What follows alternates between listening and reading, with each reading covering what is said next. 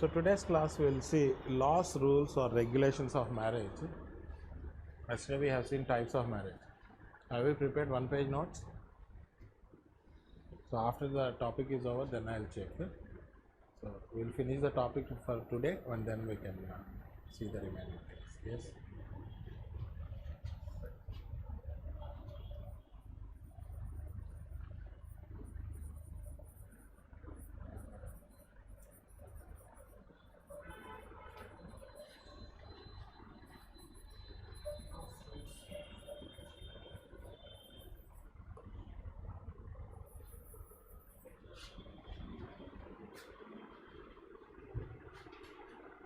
So yesterday we have seen some definitions of marriage, isn't it? Now today we will see what are laws. We already know what is marriage. Today we will see what are laws, and then we will see what type of laws are there governing this institution of marriage. Yes. So do you want to write a definition on law? Yes. Please write. According to Edwin Sidney Heartland, according to Edwin Sidney Heartland,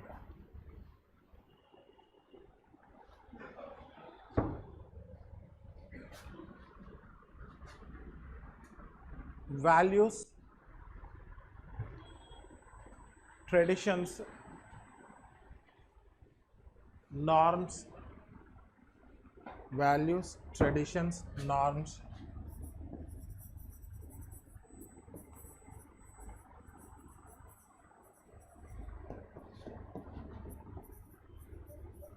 etc. collectively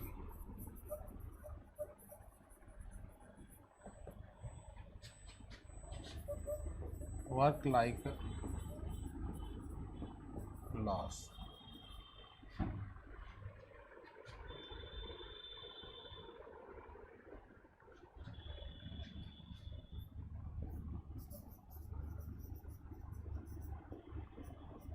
According to Robert H. Louis,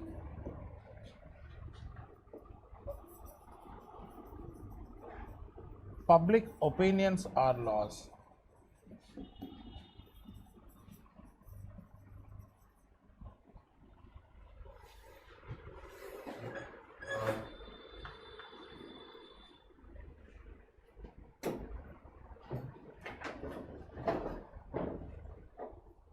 So these are some definitions on laws. Next paragraph you can write, the ultimate aim of laws is providing social justice. Ultimate aim of laws is providing social justice.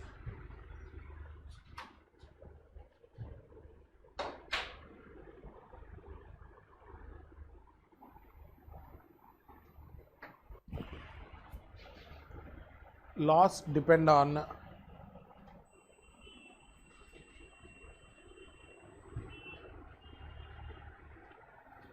believability. Laws depend on believability.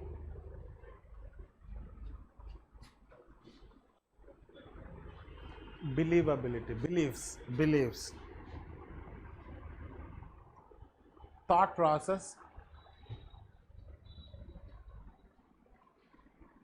mythology, and experiences.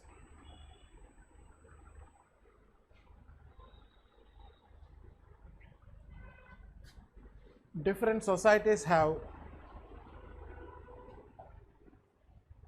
different laws.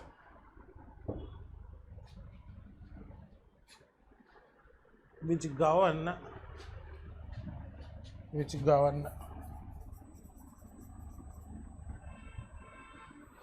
the social institution of marriage, which govern this social institution of marriage.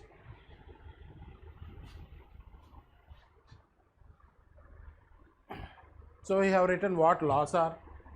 isn't it? Then we have written the aim of law is to provide social justice. We have also written some factors which affect these laws. What are they? Like thought process, mythology, beliefs, experiences shape laws of a particular society.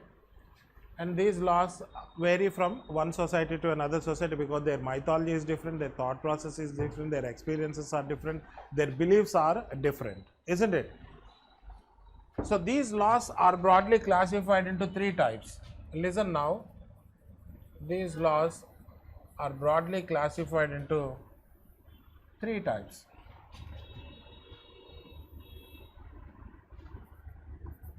Prescriptive laws. So prescriptive laws are stating whom not to marry. That means they are negative in nature, they are prohibitory in nature. So certain sexual relations are not allowed in all societies. Like say for example, you take incest. Incest is the sexual relationship between members of a family only, that is mother and son, father and daughter, brother and sister. So such kind of sexual relations are known as incest, which is a taboo across all the societies with no exception. So such kind of laws comes under prescriptive laws. So prescriptive laws are prohibitory in nature. They are prohibiting certain sexual relations. That means they are negative in nature. They are stating whom not to marry or whom not to get into sexual relations, isn't it? And the other category are prescriptive laws. So these prescriptive laws are stating whom to marry or whom to get into sexual relations. And then other one is preferential laws.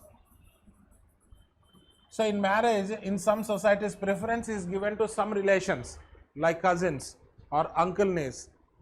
So those come under preferential.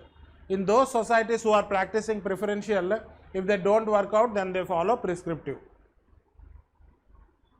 You get my point? So you can say that laws are broadly classified into these three categories: prescriptive, prescriptive and preferential. So please write this one. Laws are broadly classified into, that means here laws of marriage, not laws per se, laws of marriage are broadly classified into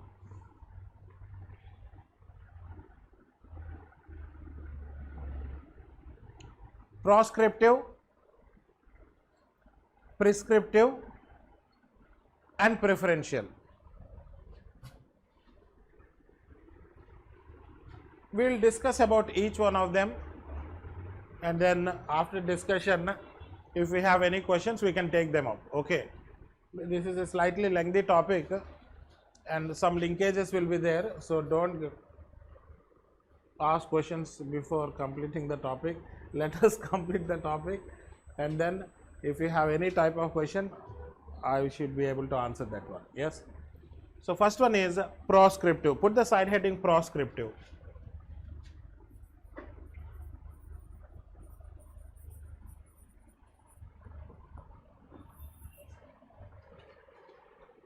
So I have just stated now what are prescriptive, prohibitory, isn't it? So please write, prescriptive laws are prohibitory in nature.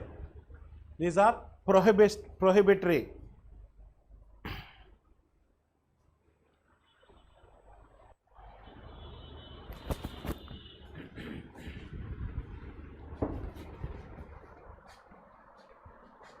They are negative in nature. They are negative in nature.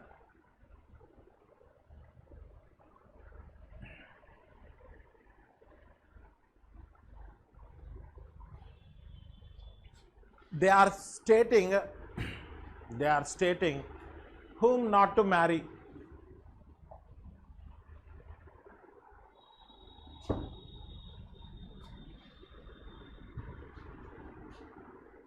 These are sanctions or restrictions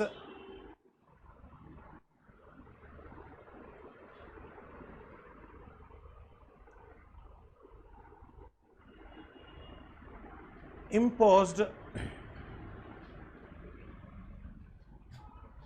on members of a society.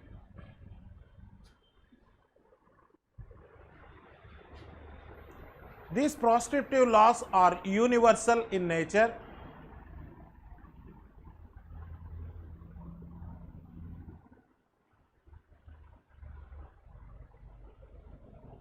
which means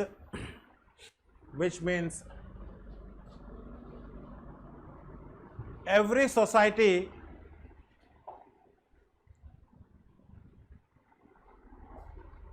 have their own laws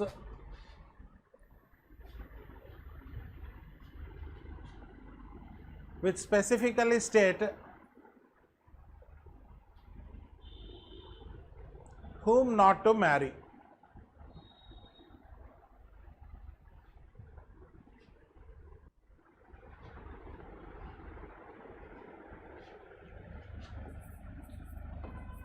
Example is incest taboo.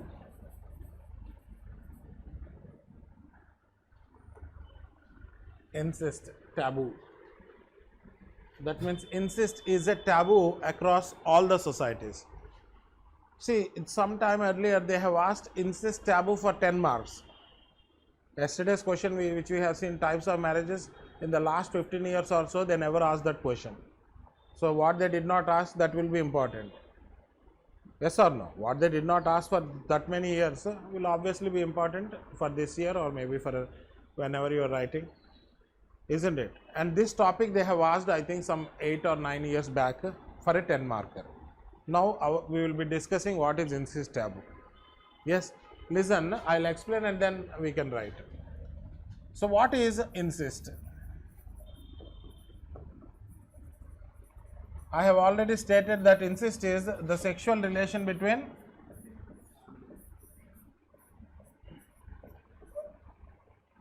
mother and son, father and daughter, brother and sister. Such type of relations are totally banned. It's a taboo. But incest is the sexual relationship between members of a nuclear family or closely related individuals. Very specifically, these are the relations. Now, who practiced incest and why they practiced incest? See, earlier some societies were practicing incest in the name of blue blood policy, because these people were considering that they have a quality in their blood, and in order to prevent contamination of their bloodline and to maintain superiority of their bloodline, they were practicing this kind of sexual relations. And who were those who were practicing this? If you see, such practices were present in pharaohs. It was earlier.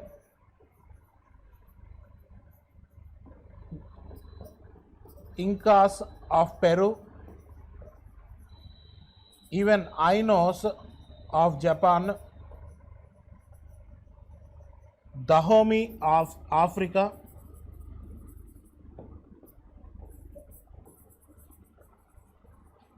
some royal Taiwanese families or Taiwan family,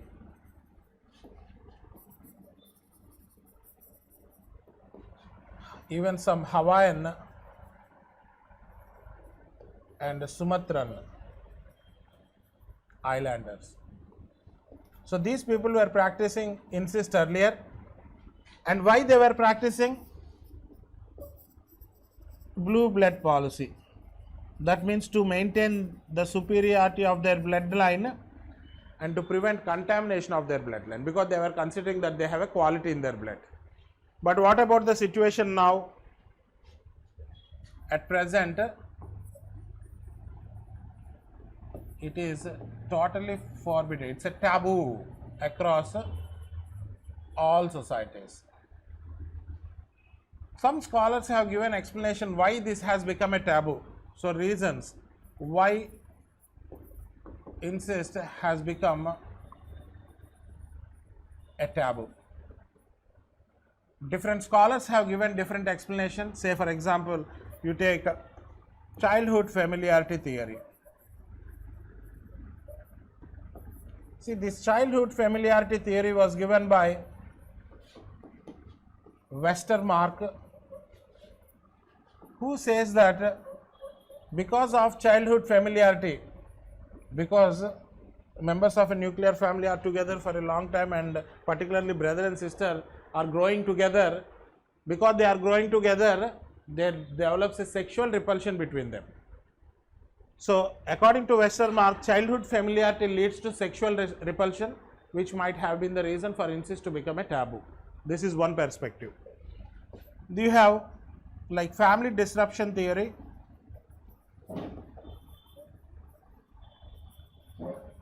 which was given by Malinowski.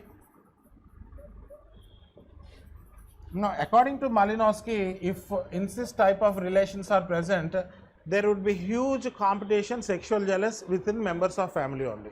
That means between father and son, or maybe mother and daughter. So there will be this kind of very chaotic environment. So family will be unstable. If family is unstable, society is unstable. There will be chaos in the society. So in order to bring stability in the family and at the societal level, society learn to ban incest, so that there will be peace in the family as well as in the society.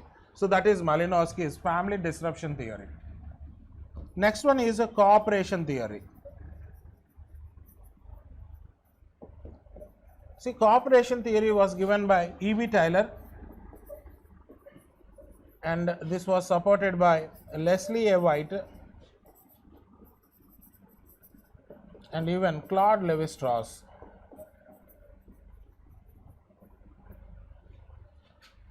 Now, this E.B. Taylor views that in order to promote intergroup solidarity, intergroup means between the groups, here the groups are families. Say for example, incest type of relations are practiced, then each family will look at other family with suspicion. There will be no cooperation between them, isn't it? Even earlier also you can see, in ancient times when two kingdoms were fighting, how they were making peace? By getting into marital alliances.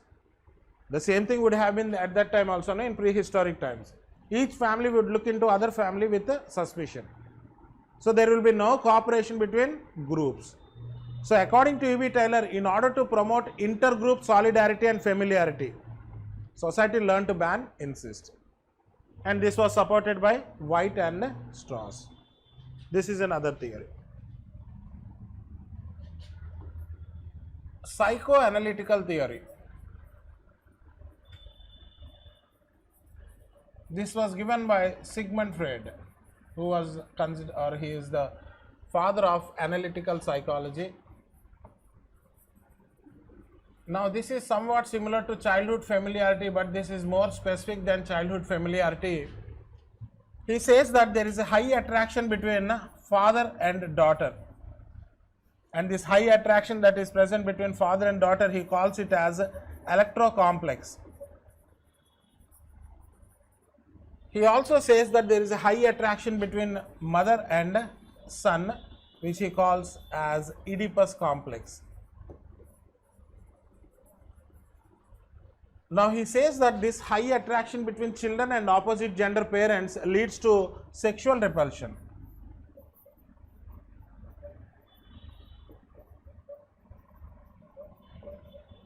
So, this is more specific than childhood familiarity theory. No? In childhood familiarity, what they are saying, childhood familiarity leads to sexual repulsion. This person is more specific. You get my point? So, this is a psychoanalytical theory. Next one is inbreeding theory. See, inbreeding theory was given by Durham. See, incest type of relations are leading to accumulation of genetically defective traits, and as a result they may produce genetically defective children whose survival rate is very less. So, this will account to a very bad experience giving birth to genetically defective individuals, because the chances of producing defective children are more in inbreeding units, particularly when they are related. Now, if you see, most of the societies in South India who used to practice cross cousin marriages, and even Muslim community who practice parallel cousin marriages, and even uncle niece marriages practiced in South India are nowadays coming down. Why? Because of producing genetically defective children. You get my point? And the whole mechanism of how they are producing genetically defective children due to accumulation of certain harmful alleles, we will discuss in genetics. But here what you have to understand, that in this kind of incest type of relations, the chances of producing genetically defective children are more, and accumulation of genetically defective traits, which is known as inbreeding depression. And as a result, because no one would want to have a bad experience and no one would want to produce defective children, because you know that it is a very emotional thing, isn't it? And as a result, people learn to ban incest. So this is according to Durham. Next one, biological and demographic factors, or biological and demographic theory.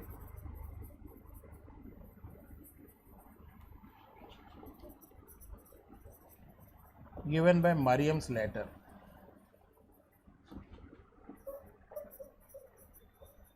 See, according to Merriam Slater, these biological and demographic factors, include, like say, in earlier times, lifespan is very low. Even today also you can find lifespan very low in some African countries like Somalia, whose average life expectancy at birth is only 28. I don't think it has improved. At that time, it was also same thing, like 25 to 35 maximum. And at the same time, monarchical ages were high. Now in present, monarchical ages have come down to as less as 11 to 12 years. In some cases, it is around 10 years also, because of various factors. But at that time, monarchical ages were very high, maybe around close to 18 to 20. You getting my point? That means from that time only, a women is able to produce children because of production of egg every 28 days. So monarchical ages were high. Then lifespan was less. Death rate, mortality rates was also high. Infant mortality is high, maternal mortality also is high. Now considering all these factors, it is technically impossible to get into incest kind of relation. Say for example, you take two individuals who produced a girl. Maybe by the time she attained adulthood, these people would have died. Why? Why they would have died? Life expectancy is very low. So technically it is not possible. Say for example, consider that these people produce two children, one boy and one girl. Now they are dead, so two relations out, and now by the time she reached her adulthood, this person would have resorted somewhere. So considering biological and demographic factors, this incest was slowly out of the purview.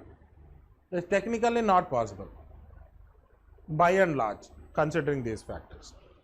So this is Merriam Slater's version. The last one is food scarcity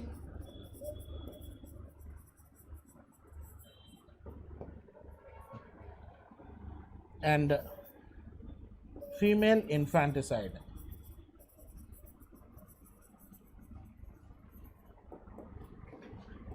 Given by Richard Bealey. So this person says that food scarcity along with female infanticide would have led to this taboo. Wherever food scarcity is there, say particularly when environmental conditions are very harsh, maybe desert type of climatic condition or hot climatic condition, in such places generally female infanticide is very high. Even in India also, it's take like Thar desert region, female infanticide was widely practiced. And as a result, even today you can see that the sex ratio is in favor of male, more male, less female. In some states like Haryana, nowadays because of not getting the bride for marriage, they are actually marrying women from other states, particularly Bihar, where poverty is very high. Now they are getting, or they are marrying, or maybe they are producing children with women that they have taken, but they are not giving status at par with others, because they want to continue their family lineage and their society. You getting my point? So what I mean to say is that when environmental conditions are harsh and where food scarcity is there it has become a cultural practice of killing the girl child, because they are considering girl child as a liability, maybe because of biological reasons or whatever maybe. In same places, what will happen? Sex ratio will come down, later on they will start practicing polyandry, and other social implications are there.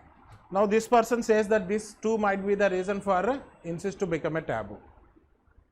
You get my point? So these are different viewpoints. Which one is good? We are no one to judge.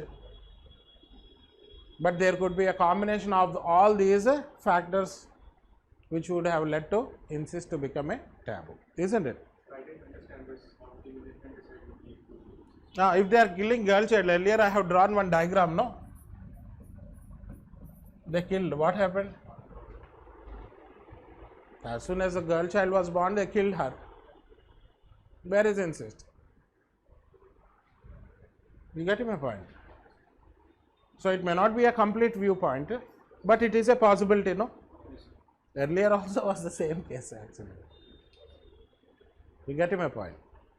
So please write incest taboo.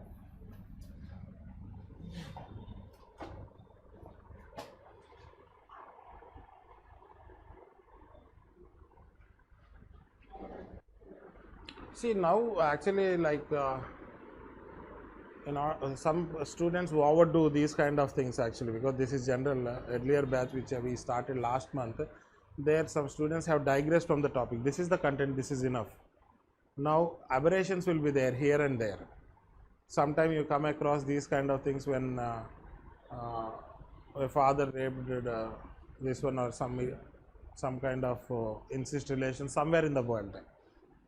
No need to quote them. It is prohibited by the society, it is prohibited by the law of the land also. And no need to mention that one, because it's quite implicit. So you can restrict yourself to what we have been discussing here, rather than digressing and writing whatever you are finding across various sources of internet. Yes? Because last time I have seen, like last batch only in June we have started, the students started writing so many which are outside what has been discussed and what is generally understood. That is not the anthropological perspective. Yes? This confined to this one. Even if they repeat the question, this is the answer. Simple. Please write incest taboo.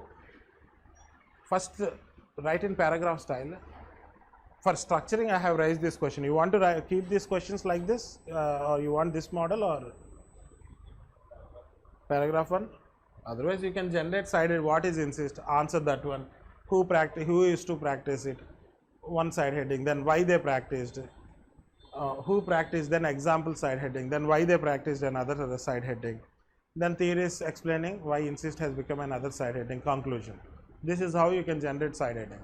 Or you would want to write in paragraph style, your choice. Okay. In the one page notes, you follow this one. Very good. Wonderful. Please write incest. Incest is sexual relations between closely related individuals. For example,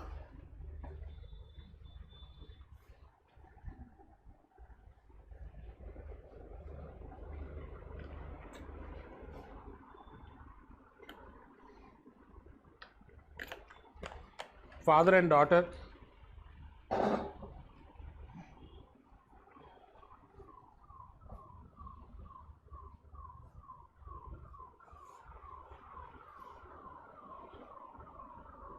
a mother and son,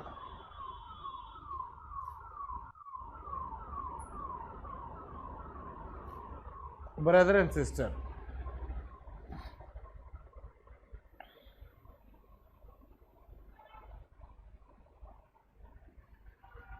Earlier,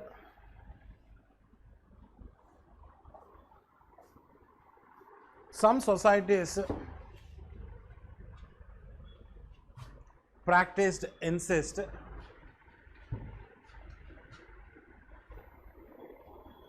for example,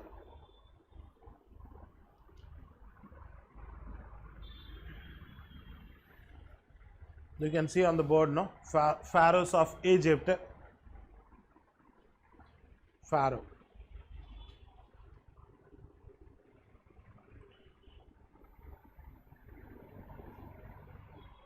Inca of Peru,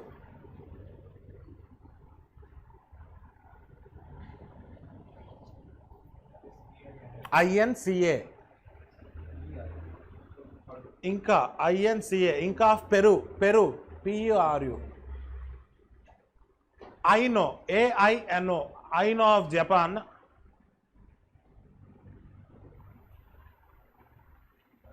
Dahomey of Africa, Dahomey, D-A-H-O-M-I,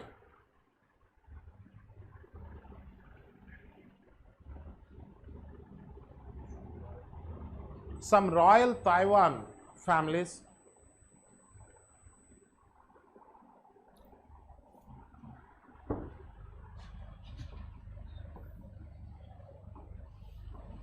Hawaiian and Sumatran Islanders.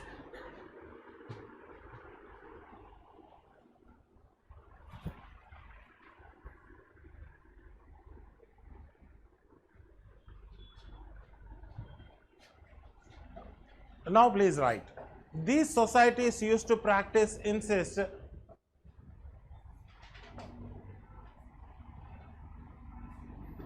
under the name blue blood policy.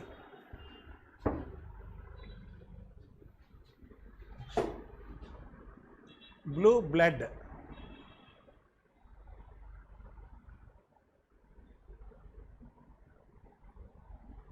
These people used to consider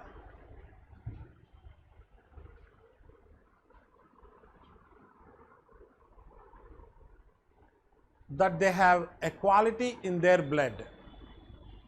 Used to consider that they have equality in their blood.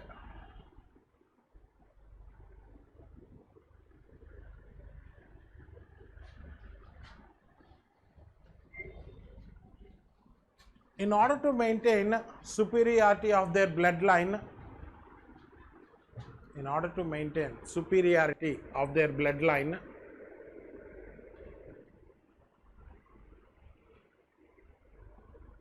and prevent contamination of their blood,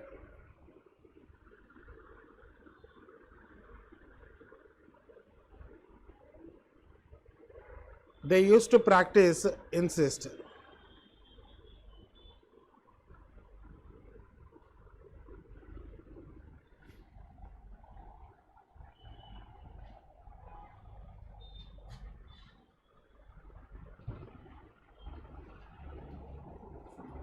At present,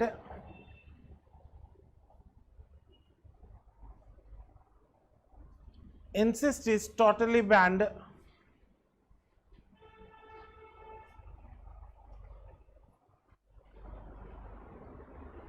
across all the societies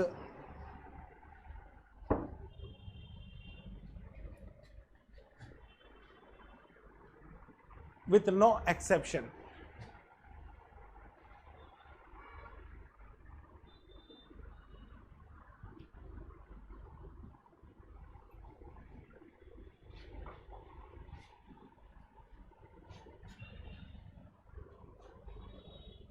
Next paragraph you write. Some theories were put forward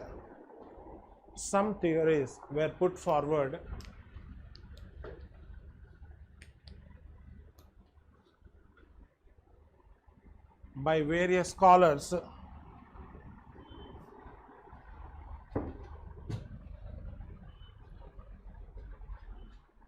to explain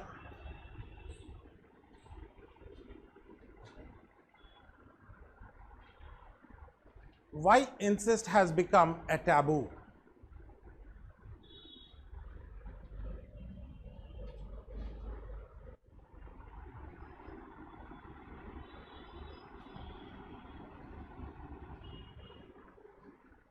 Put the side heading childhood familiarity theory.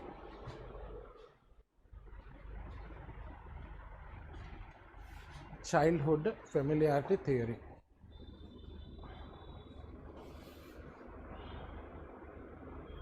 You are able to follow? Huh? I am going fast. No? Okay. Childhood familiarity theory. According to Westermarck,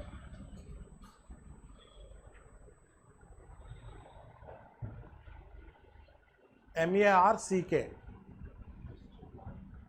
Westermarck, childhood familiarity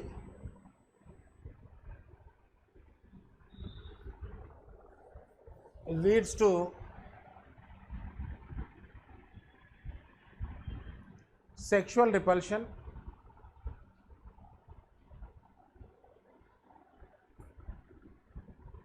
which would have been the reason for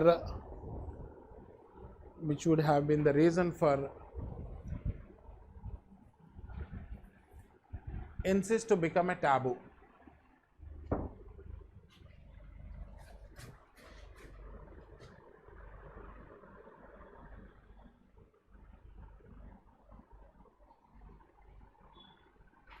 Next one, family disruption theory.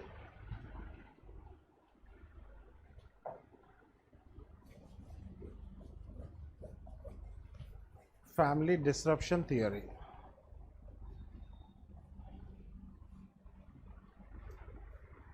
According to Malinowski,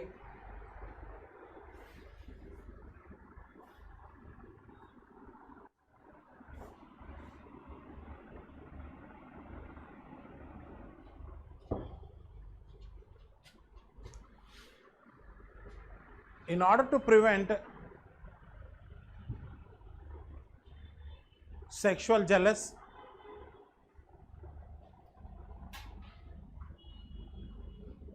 and sexual competition,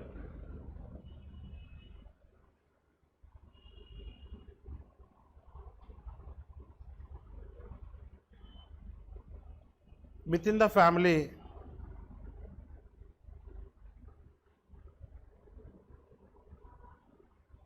and to attain stability in the family and the society as a whole,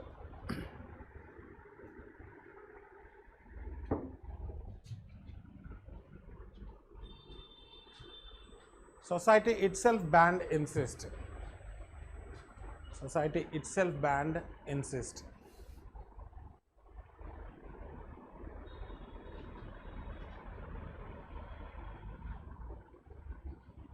Cooperation theory.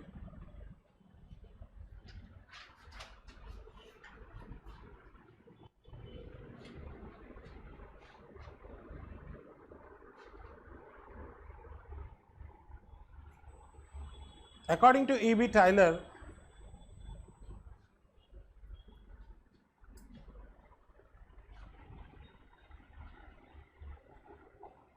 in order to promote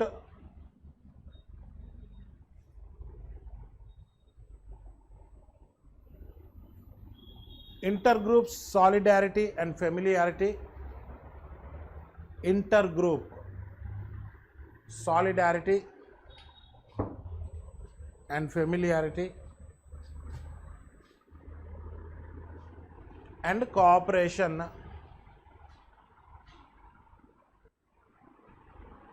among various groups,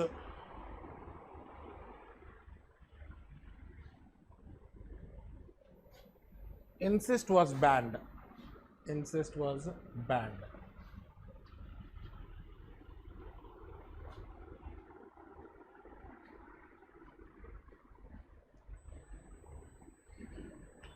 Next one is psychoanalytical theory. Psychoanalytical theory.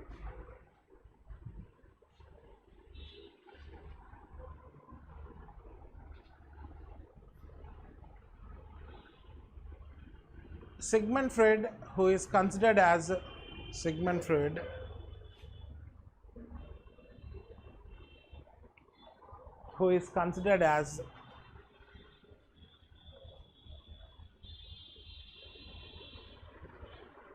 father of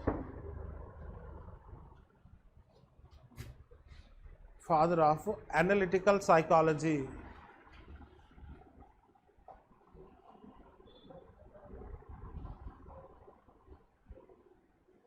stated that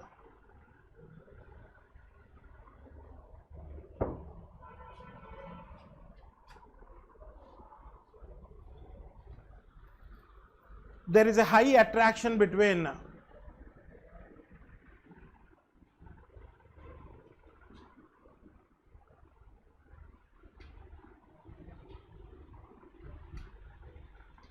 father and daughter,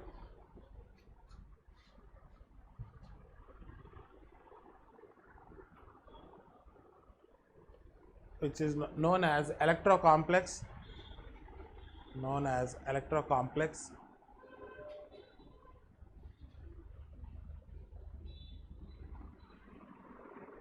and there is a high attraction between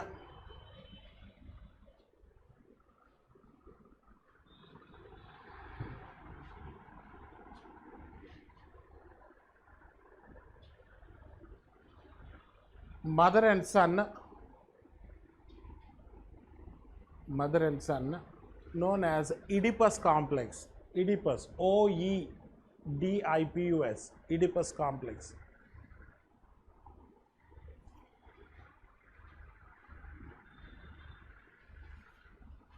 According to Freud, Sigmund Freud,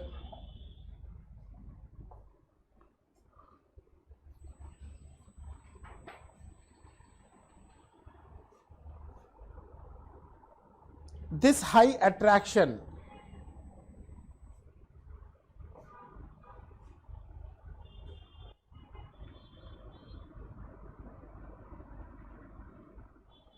between opposite gender children, between children and opposite gender parents, between children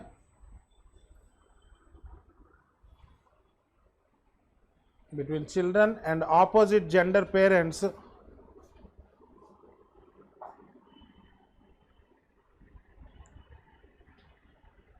leads to sexual repulsion,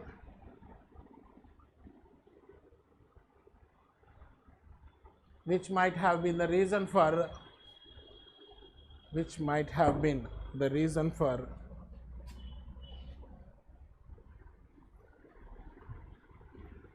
incest to become a taboo.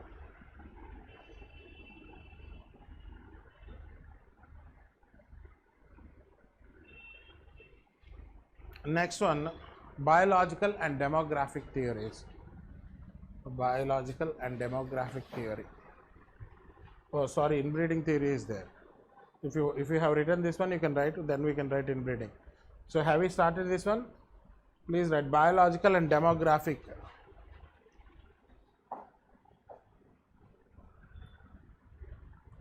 theory.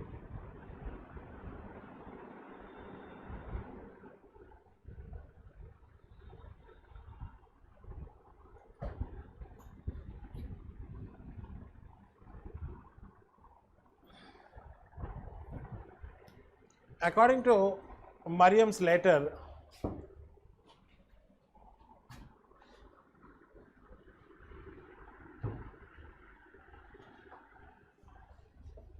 earlier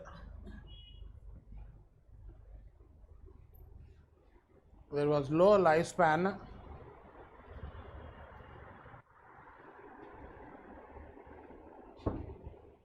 high infant mortality,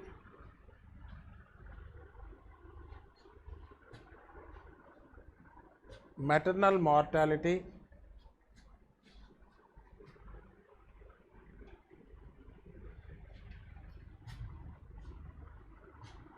late menarche,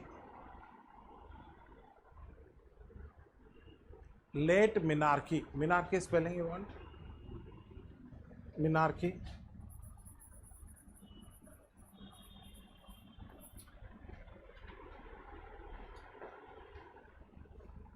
Low fertility rates, low fertility,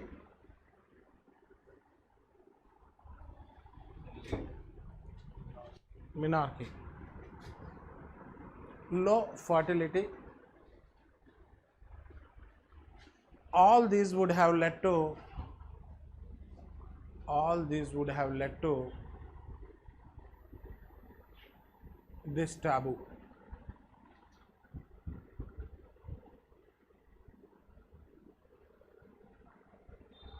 Next one, inbreeding theory.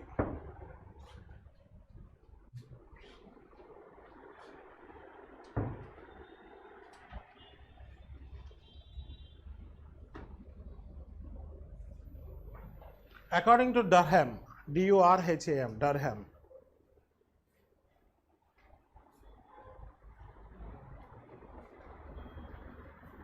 incest type of relations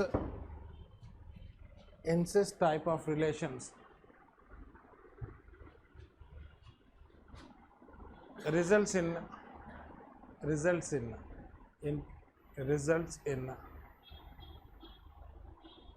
producing genetically defective children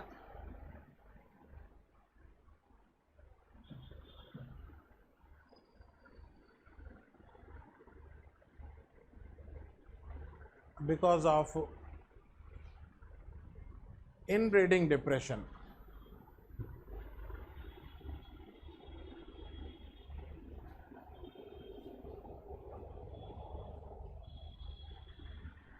In order to avoid getting bad experiences,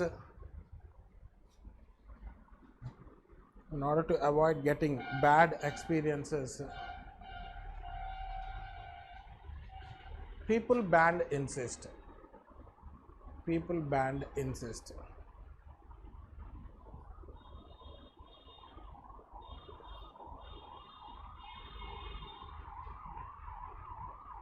Next one, you can write line. According to Richard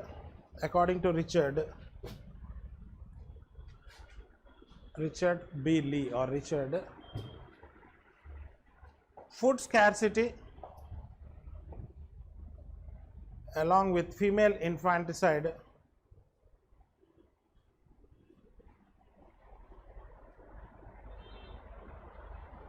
would have led to this taboo.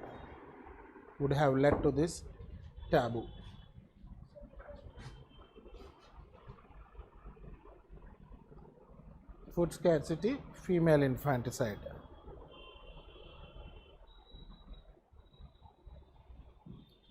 Along with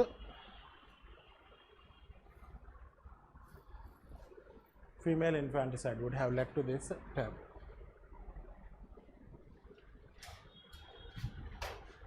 So next paragraph you can write it.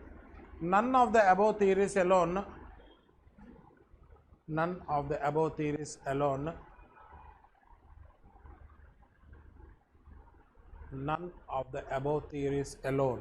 could satisfactorily explain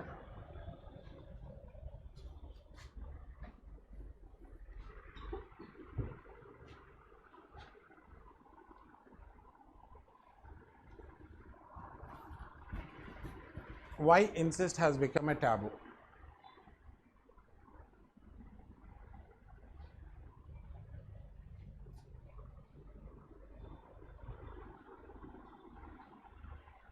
There could be multiple factors.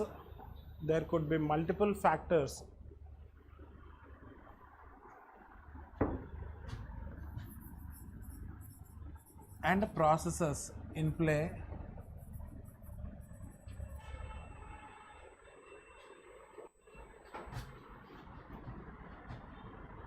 which could have led to this taboo.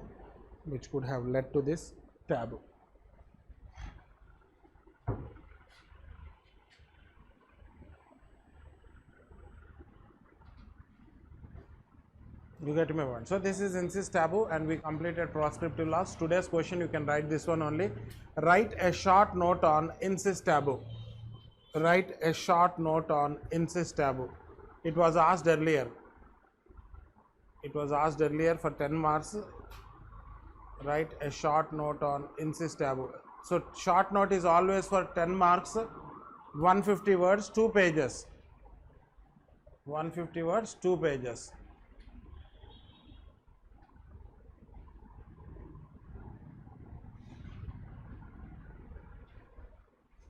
So you have to crop this one up. What are essential here? If you write all the theories, this is essential. 2 examples enough. You can enlist all the theories like this, explain any 2. Conclude. Clear? What is insist you have to write? Who practiced? 2 examples. Why they practiced? 2 lines. Enlist all the theories. Explain any 2. Conclude you write. Conclusion you can write. Any questions on this one? Please ask. You can use. If you want to deviate also, it's no problem. Huh? No, obviously it is negative only. What is there? So that is why we said no, there could be multiple factors and processes in play. We did not conclude that one. First we negated, then we have included them. Yes or no? Online students, any questions on this one you can ask, otherwise you are expected to write an answer. And particularly when you are writing an answer, please count the number of words that you have written and the time taken on your answer copy. Anyone brought the answer copy today? Yesterday's? No one has written, Anyone, you have the answer copy with you now? No? Please. No problem. थोड़ा सा कम करना पड़ेगा, इतना ज़्यादा नहीं लिखना है. But ठीक ही है. कितना words आया? I think this is okay. 15 marks, no? You have done. Conclusion you did not write. For conclusion, some half mark will be deducted. Otherwise, you have written well. The spelling,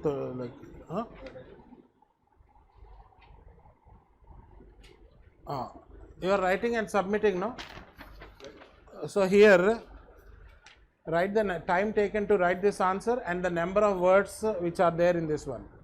Every daily you are writing and submitting, no?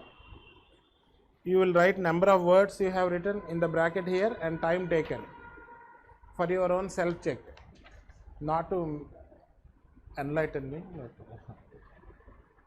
for your own self check, because if you are writing more, then you can bring it down.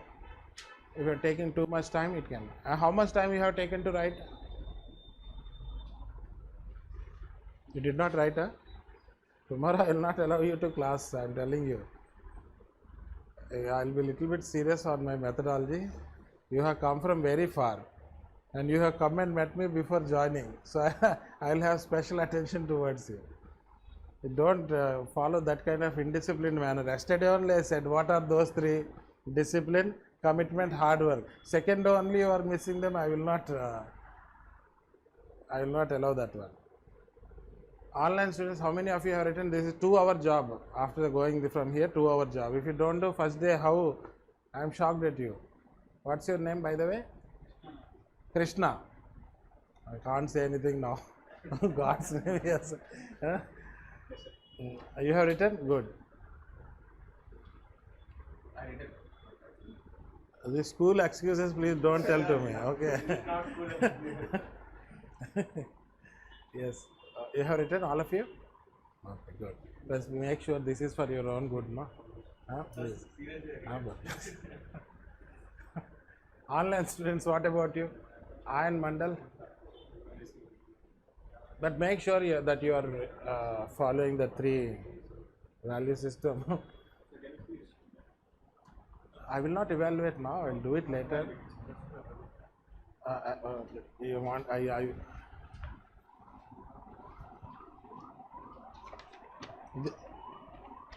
so you are writing from Urdu style, no?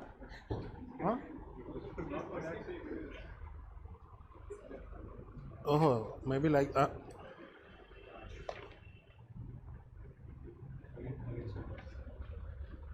this is very good. You have written very well, but I think you have exceeded your word limit. That is the only thing. Yes. Anyway, I'll check everyone's. Don't worry. But I just wanted to tell you that you write the number of words and the time taken after completing the answer. How much time you have taken? None of you have answered. 20 minutes.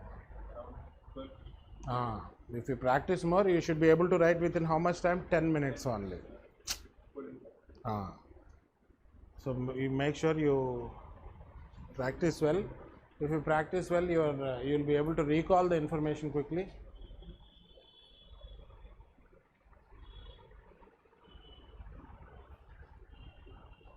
Okay, but anyway, those of you who did not write, tomorrow, day after tomorrow, you don't have class, no? Please cope up with that. Next weekend, you will have test also. This weekend, only 2-3 topics are over, no? Next week, we will complete marriage and some part of family. So then next weekend, we will conduct weekend test. This weekend, complete the daily answer writing. Those of you who missed the classes can complete them. I think you missed one class, no? So next one, prescriptive. Prescriptive laws. Prescriptive.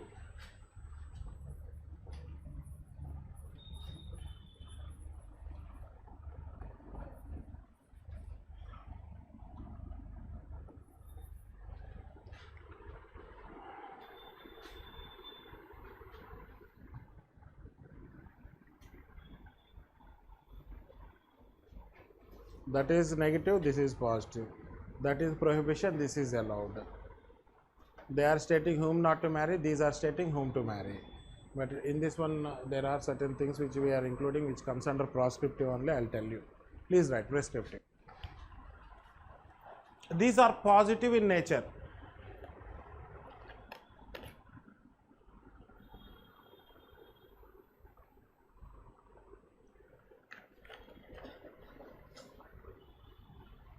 And they are stating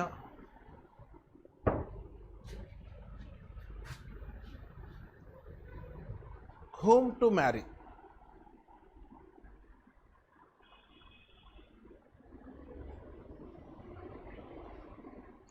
These laws are also present across all the societies.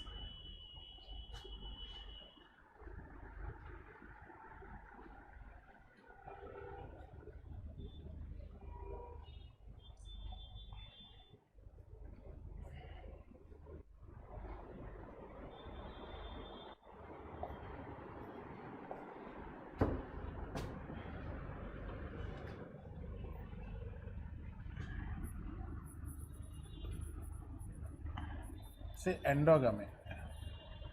See, endogamy is a prescriptive law.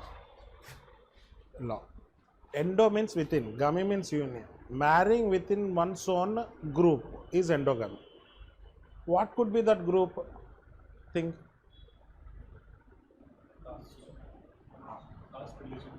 It can be religion, it can be caste, it can be subcaste, it can be tribe, it can be village, it can be ethnicity, it can be race. So we are using the word group. But generally in most of the societies, everyone is marrying within their own region, within their own language, within their own religion, within their own caste, if that is not even a subcaste also. But yes or no? So those are endogamous marriages. So in every society, these are only preferred. Why they are preferred? Because of ease of enculturation. Enculturation means it's like a lifelong learning process of culture. Wherever you go, you learn the culture of other group. Or maybe it starts from birth and it continues all throughout your life. You are traveling from one place to another place, you pick up some cultural aspects of other society so that it will be easy for you to socialize. So enculturation is a lifelong learning process of culture. Now enculturation will be easy. Now groom and bride coming from two different families, even though they may belong to same region, religion, caste, they may have different cultural practices, isn't it? Now if they are belonging, so many things are in common, so such kind of enculturation is easy. But if they are coming from two different cultural groups, in the beginning it may be easy, but in long term there could be so many clashes, and that is why parents will not endorse that one, or the members of the society generally do not endorse exogamous marriages, that is marrying some outside their religion or region or language, because so many problems will arise. So the one of the advantage of endogamous marriages is ease of enculturation, and homogeneousness will be there in the society, and definitely it will lead to some kind of economic solidarity and prosperity, because they are able to safeguard their trade secrets and occupational skills. You get my point? So that is about endogamy. What is opposite of endogamy? Exogamy. That is marrying outside one's group. That can be anything, but strictly practiced some exogamy is there. Lineage exogamy, gotra exogamy, or you can say vansha exogamy. That means no one marries within their own lineage. No one marry within their own clan. So that is why in Hindi like Vansh and Gotra. Kula is same, Kula is caste, but outside your Vansh, outside your Gotra. So lineage exogamy, clan exogamy is strictly practiced. Yes or no? Outside that one, it depends on the nature of the two families which are involved. Isn't it? Broad-minded people sometimes go for exogamy, but there are difficulties after that. This kind of exogamous marriages will definitely promote some kind of unity and integrity, and it will develop intergroup familiarity and solidarity. Here, intra-group solidarity and familiarity will be high. One disadvantage of exogamy is ease of enculturation is difficult, and there could be dilution of the skill set and other things. Yes. So, in case of endogamy, a Brahman would marry in a Brahman family, for example, a Brahman would marry in a Brahman family, but of the same group, the same Brahman group. So caste, no? Brahmin, Kshatriya, Vaishya or Shudra is a caste. So, marriage can both endogamous group-wise and exogamous teenage-wise. No, generally with endogamy will come exogamy, isn't it? So endogamy is prescriptive. Exogamy, if you take lineage exogamy, so you can't, lineage endogamy is prohibited, proscriptive. Gotra endogamy is proscriptive. That means prohibited. Yes or no? Lineage and Gotra prohibited, no? But lineage exogamy, Gotra exogamy now becomes prescriptive. You get my point? So you are expected to marry outside your lineage and outside your clan. That means outside your Vansh and outside your Gotra, but within same Kula. Yes. You get my point? This is prescription here. What is the prescription here? Lineage exogamy, clan exogamy. You get me? Please write. But again, as I said, no, these are descriptive in nature. When if you use the word group can be replaced by the number of things which I have said, isn't it? So please put the side heading endogamy. Endo means within, gamy is union.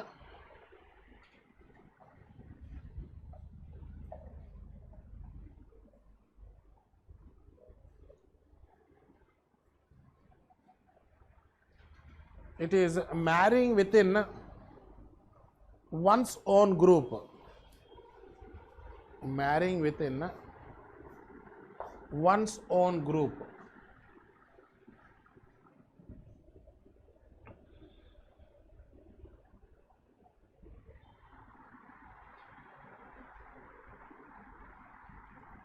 Now this group may include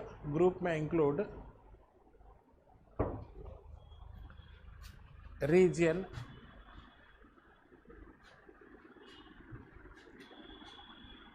ethnicity, race, race,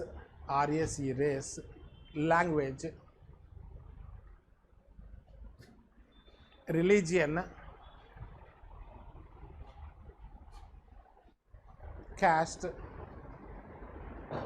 subcaste, tribe, village, etc.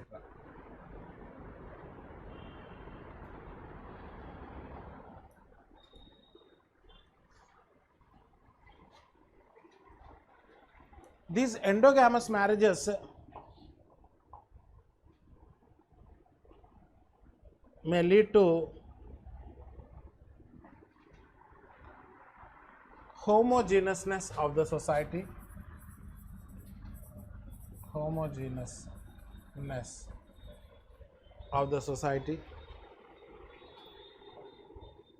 It may also lead to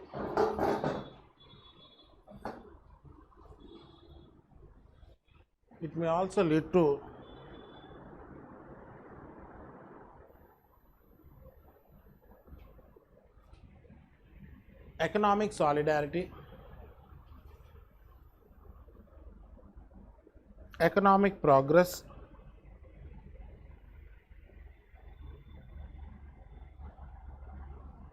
protection and safeguarding,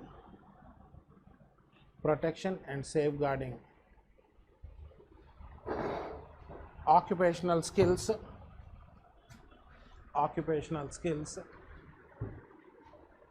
and trade secrets,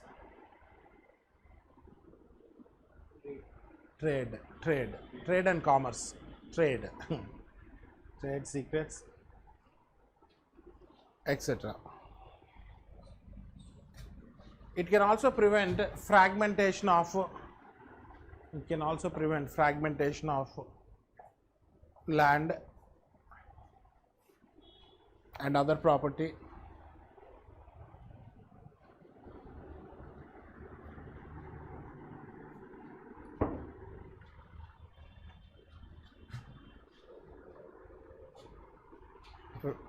Ease of enculturation is high. Ease of enculturation is high.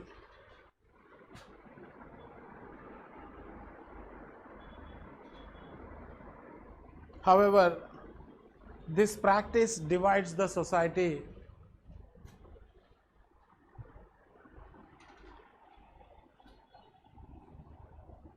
It may lead to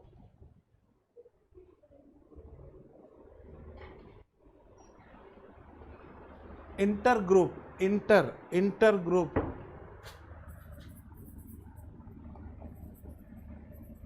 rivalry and conflicts. Intergroup rivalry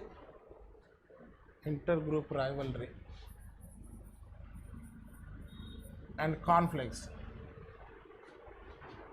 Intergroup rivalry and conflicts.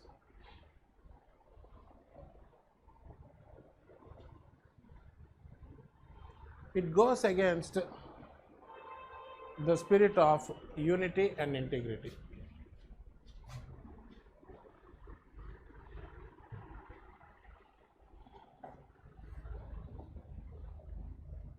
Goes against the spirit of unity and integrity.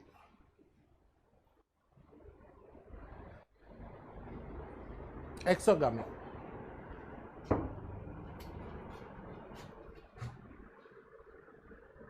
Exo means outside.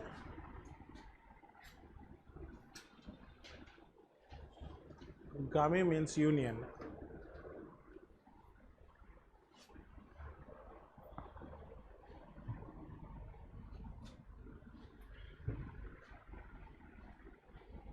It is marrying outside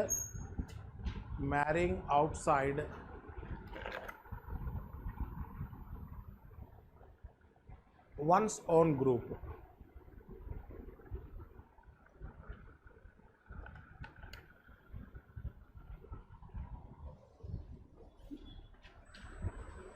Strictly followed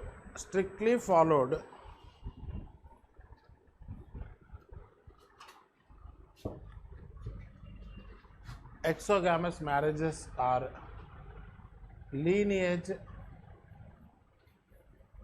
in bracket you can write vansh, exogamy, clan exogamy, in bracket you can write gotra, lineage exogamy, vansh, clan gotra exogamy. Strictly in most of the societies, the people do not marry within their own lineage because they consider themselves as brothers and sisters. Same thing happens with clan or gotra. Yes, group of lineages who are related to each other by means of a common ancestor is what is known as a clan. That only clan is Hindi version, and Telugu, so many languages we call Gotra only, no? Huh? Kula Gotra Vansha.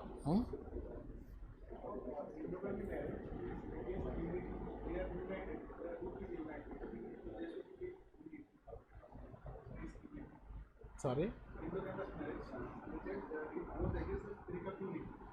But if the group is united, they marry among Within that group, but they are fighting with other groups, no? Logic was wrong. Yes. So they are happy within their group, but this group is fighting with other groups. Yes or no? So that is no. Again, here also.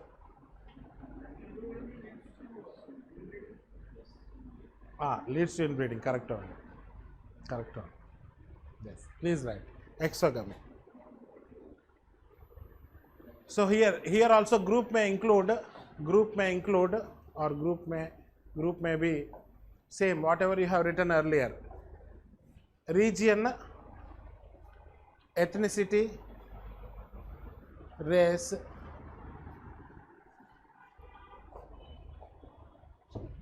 religion, caste, tribe, village, etc.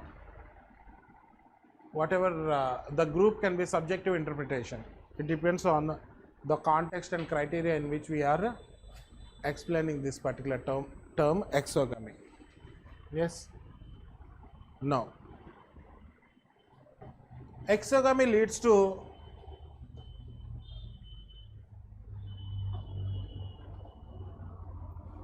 heterogeneousness,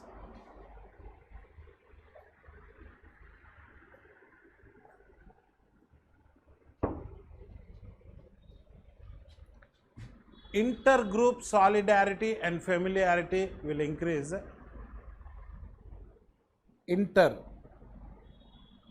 Intergroup solidarity and familiarity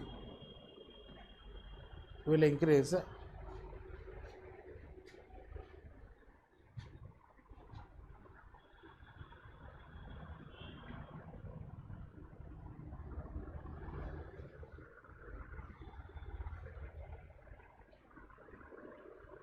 It promotes unity and integrity.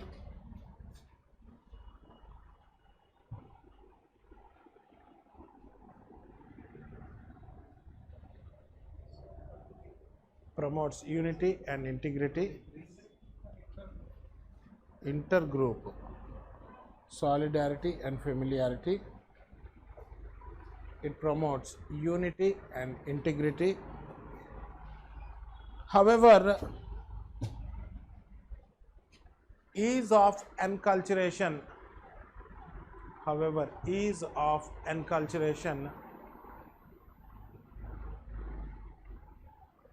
is difficult.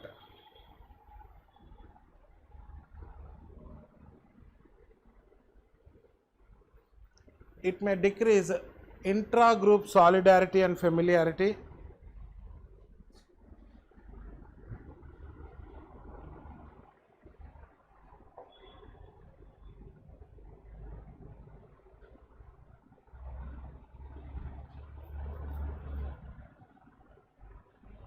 It may also lead to dilution of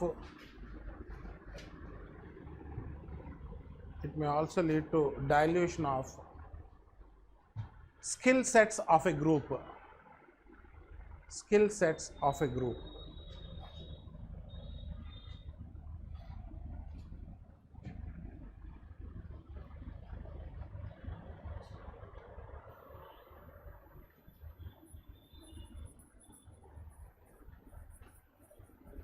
Next one under prescriptive, like exogamy, endogamy, exogamy, hypergamy and hypogamy we can see. So along with hypergamy, hypogamy. Now listen, then you can write.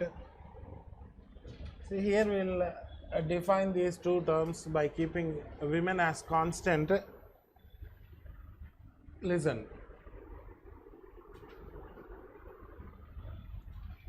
See, hypergamy marriages are those in which women marries a man belonging to same group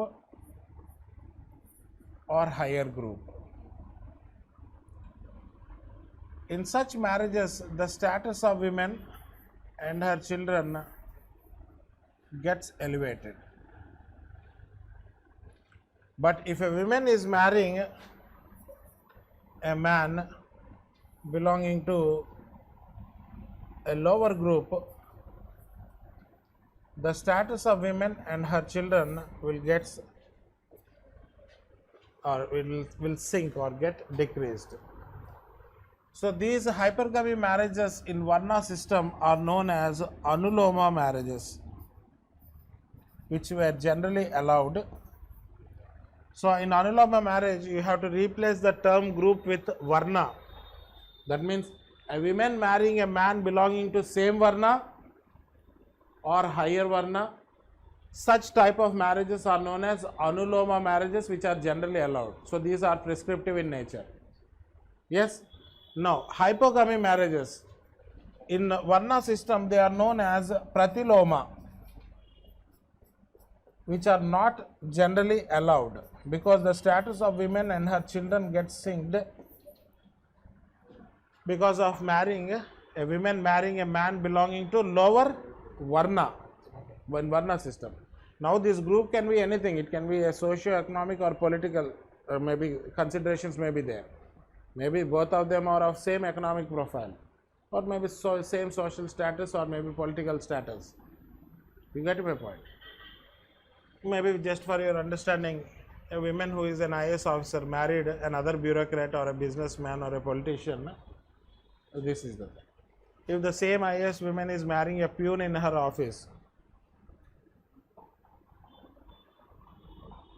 for your understanding, don't write such kind of. You get my point? Please write. I have kept constant. You can define with respect to man also, but in order to ease it. So if you keep one constant, then it is easier. You will not get confused. If I write women here, then man here, or if I keep it changing the without any consistency, it will create a confusion later on, not now. Yes or no? So here I have kept women as constant, and I am defining with respect to women. Yes, please write hypergamy.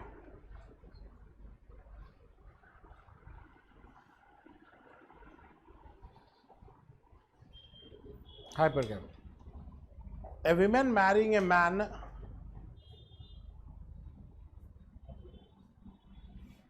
belonging to same group or higher group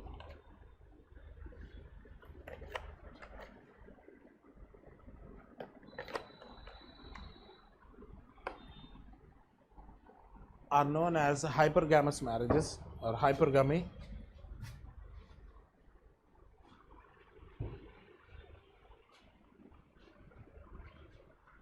In this type of marriage,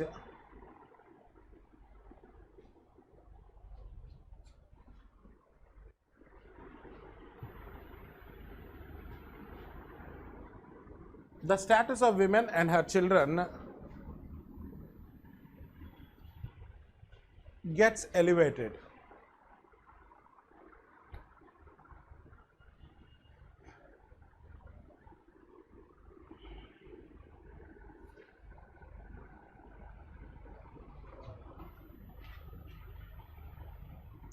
In Varna system, these marriages are known as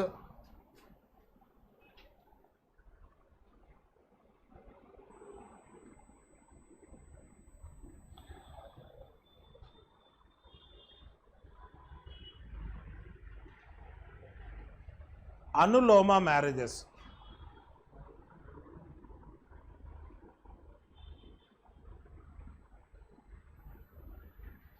In which Anuloma marriages, in which a woman marries a man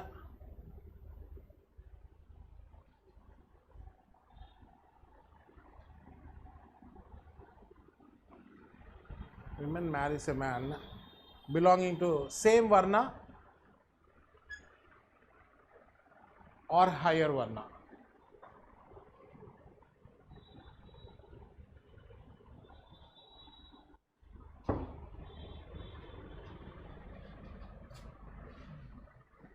These type of marriages were generally allowed.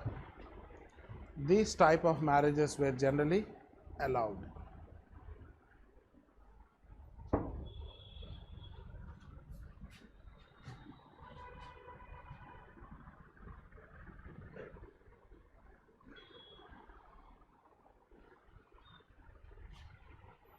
In hypogamous marriages,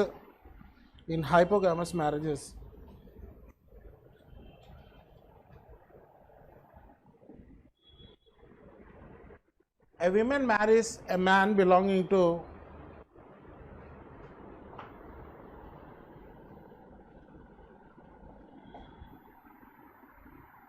a lower group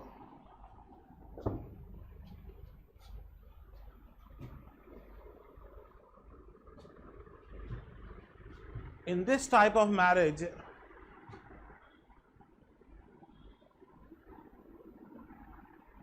The status of women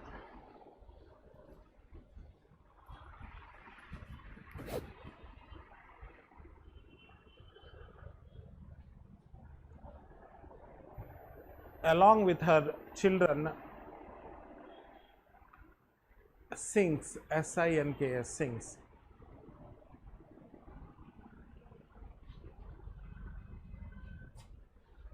In Varna system,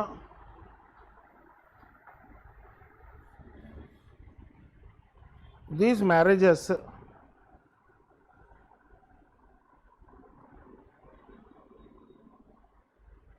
are known as Pratiloma marriages.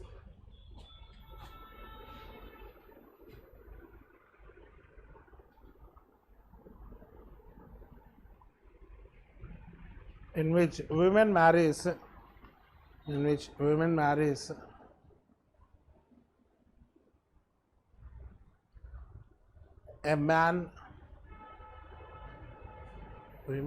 a man belonging to lower Varna.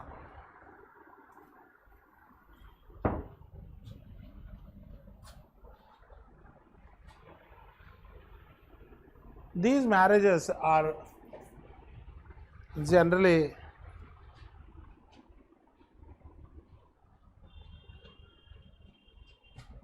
not allowed.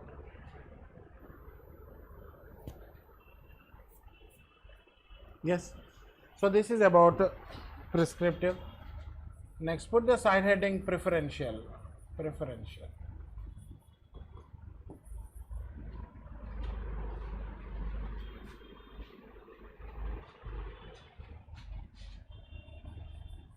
See, I said that in some societies preference is given to certain relations,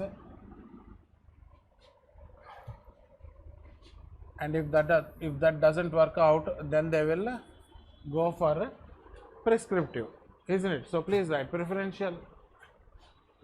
In some societies preference is given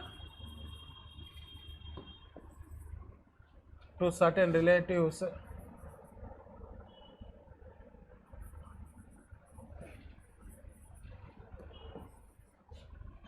and if that doesn't work out,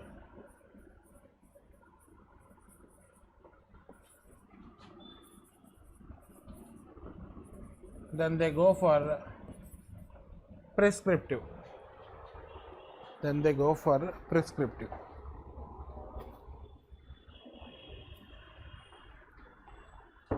These preferential laws can be broadly classified into this chart. You can write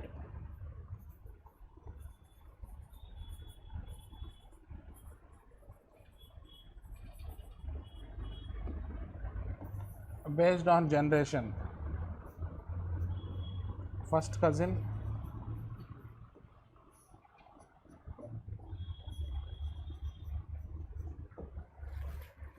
second cousin, based on relationship. Please take this one.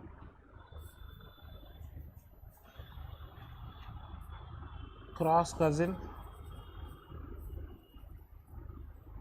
types are there. Parallel cousin, types are there, that we will discuss later on.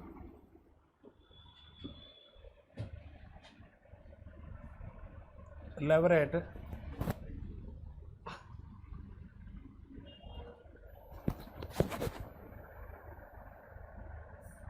senior levirate, junior levirate, senior sororate, junior sororate.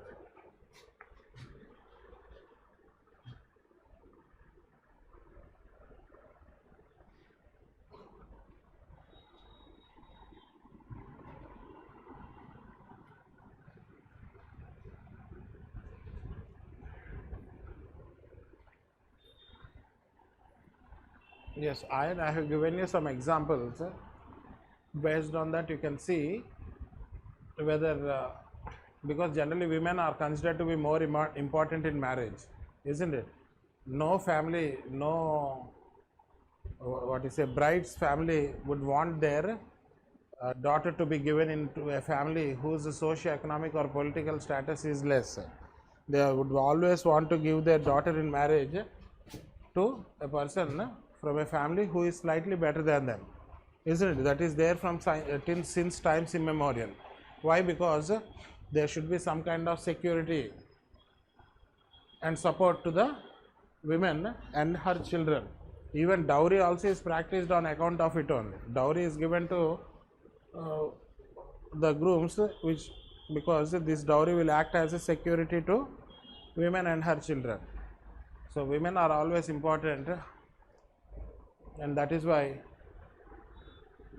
even today also the thought process is the same, isn't it? Maybe Ian is getting a little bit jealous about such a situation.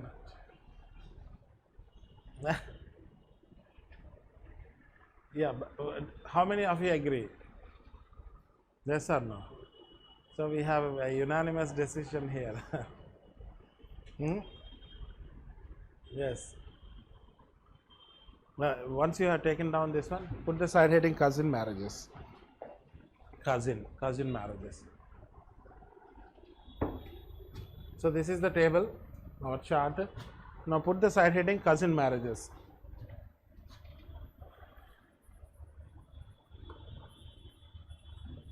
See, listen carefully. These are self-explanatory once you know them. First one, I am saying based on generation. Listen, and then I'll give you time to write these.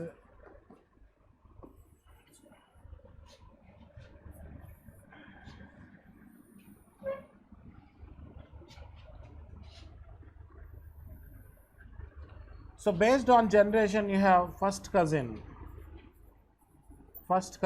marriages and second cousin marriages. Listen, who are first cousins?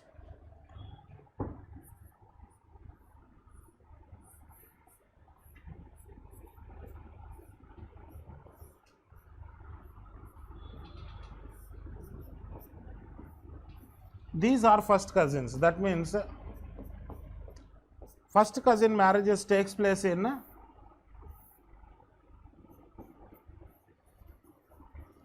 third generation, or you can say marriages that take place between grandchildren, or you can say marriages that take place between children of who are the siblings. So three ways of defining. First one, marriages taking place in the third generation. Next one, marriages taking place between grandchildren. Next one, marriages taking place between children of siblings. That's it. On the basis of this, can you define this one? Second cousin. Very good. Yes. Once I have shown you, you became silent. What happened? Yeah, please. You are right. Be confident. The more I am saying confident, less you are. Very good. Marriage is taking place in fourth generation. Then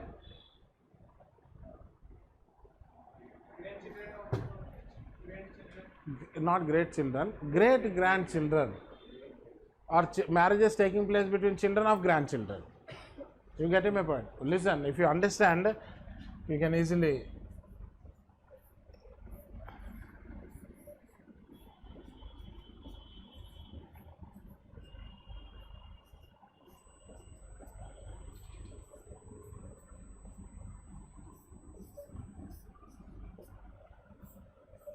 So first generation, second generation, third generation, fourth generation.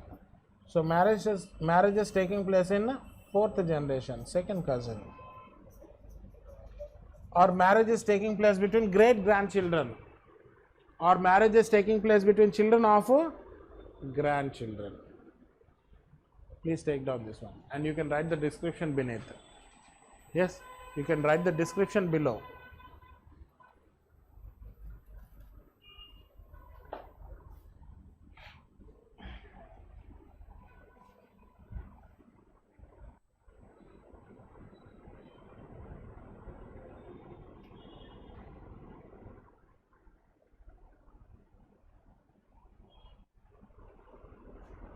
That arrow you are creating, I never told you that arrow. That arrow you are putting, no? That the descent line arrow, give me that one. This arrow you are putting. That I never taught. I am just reminding.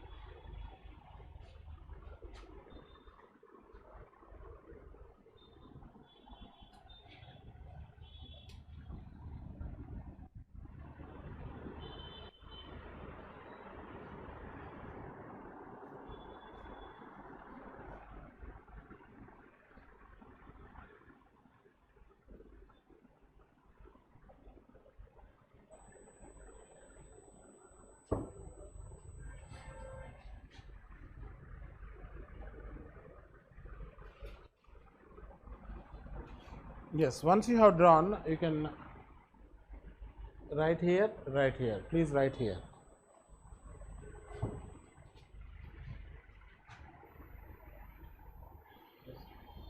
No, you still drawing?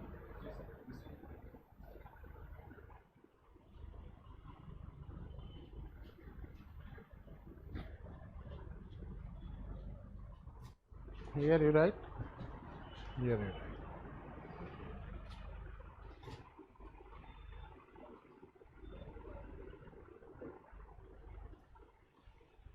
Here, this side. Marriages taking place in third generation.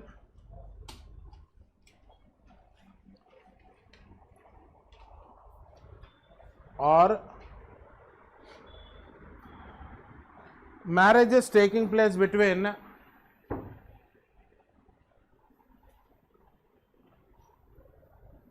grandchildren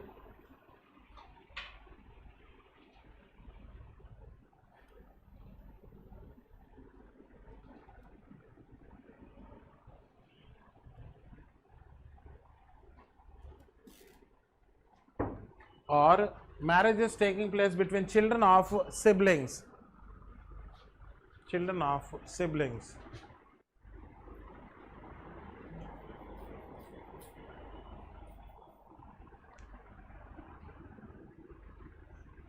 This side, second cousin. Marriages taking place in fourth generation.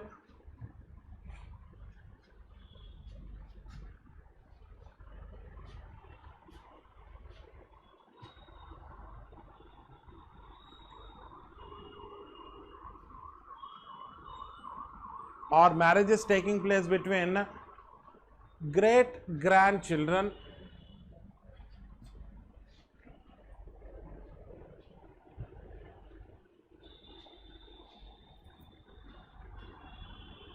or marriages taking place between children of grandchildren. Children of grandchildren.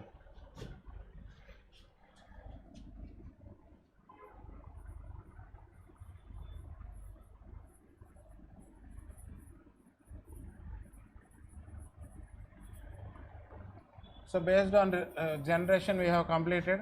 Now cousin marriages based on relationship.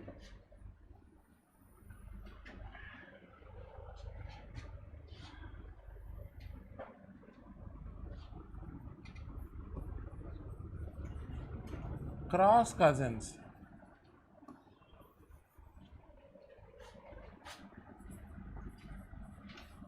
Parallel cousins.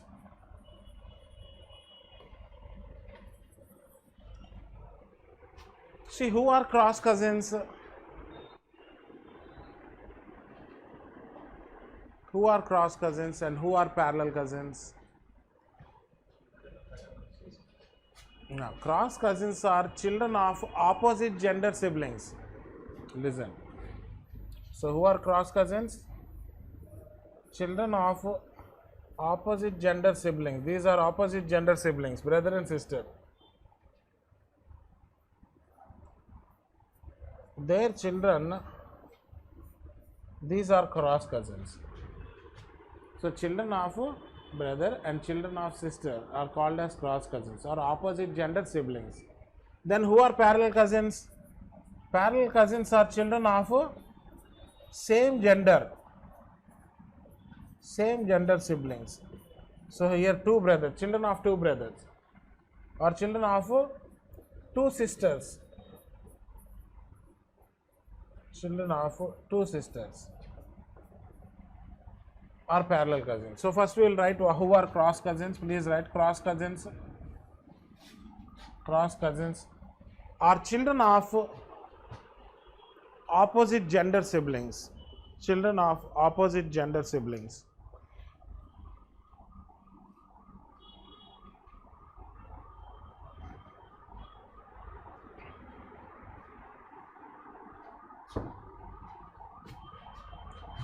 That means in bracket you can write children of brother and children of sister. Children of brother and children of sister.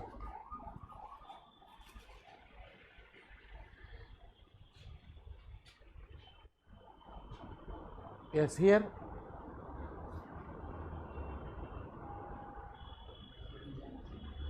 children of same gender siblings.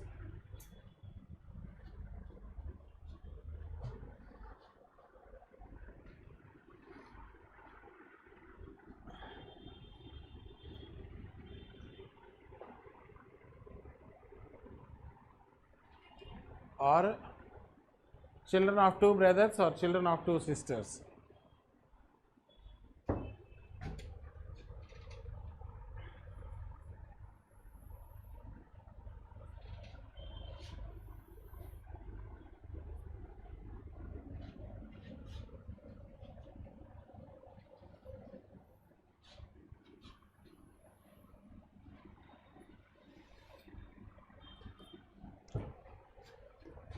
Now listen carefully, then you can write. See, cross cousins are can be paternal cross cousin marriages or maternal cross cousin marriages or both, bilateral. Same here, they can be paternal parallel cousin marriages or there could be maternal parallel cousin marriages. Here bilateral, which is both. So choice is there here. Now earlier in hypergamy and hypogamy we have taken women, no? Now we will take man. So there will be no confusion, and gender equality also. No.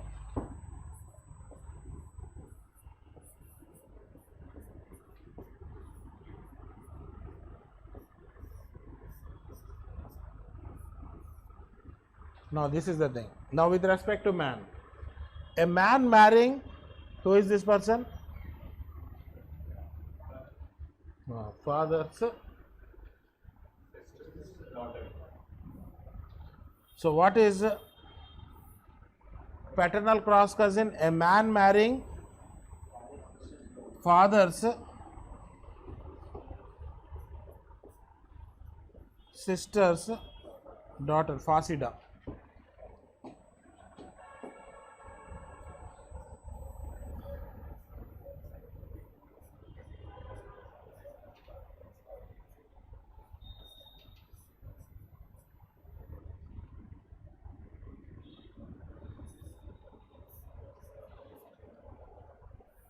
now tell me with respect to man marrying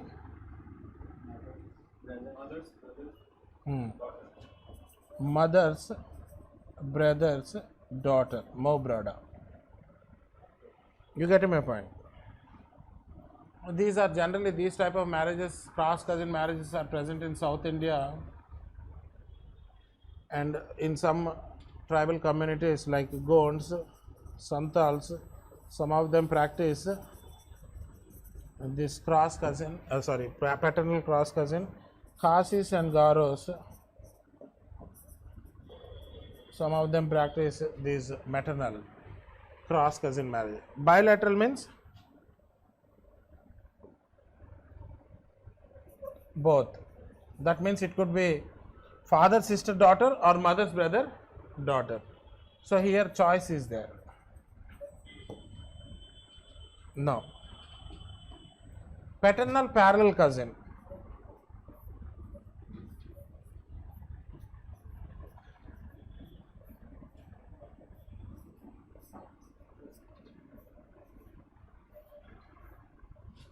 A man marrying brother. Father's daughter. Fa broda. Man marrying father's brother's daughter.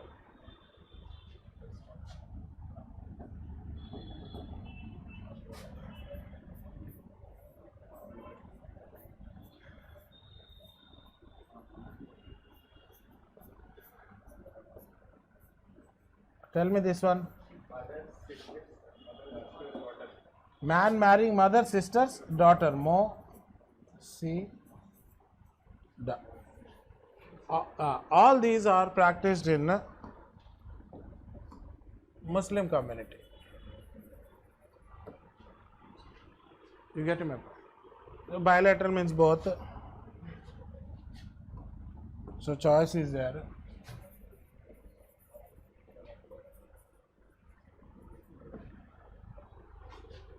So please take down beneath these diagrams, you can give the descriptive note. Anyway, I think this is self-explanatory, you know. A man marrying father, sister's daughter. If you want to write beneath Gonds and Santals, you can write a man marrying father, sister, daughter. A man marrying mother's brother's daughter. A man marrying father's brother's daughter. Man marrying mother's sister's daughter. Yes, please.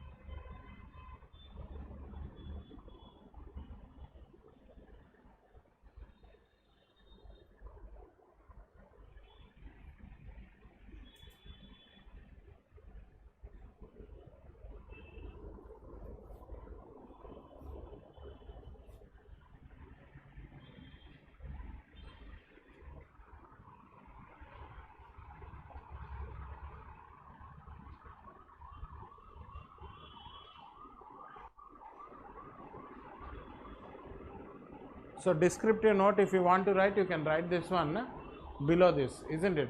Have you written? No? Online students? Actually, I am not able to read your names actually. Banya Shri Das, aapne, like you are able to write this one? You have written? Shravani, Nisha Kumari Soni, you were able to do this? Umay, Miss Jia, what about this one? Yes, Umayma, okay, yeah.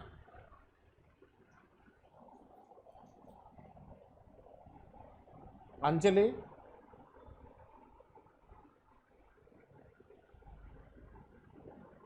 Banu, Shravani, and then who is the other one? Vandana, Sneha, Bhavya, Prem Singh, Tilo Banta,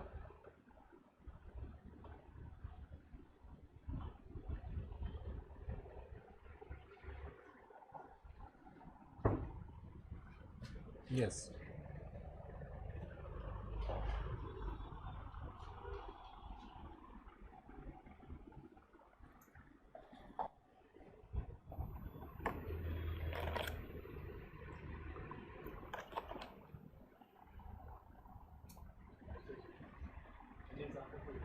All Muslim contact.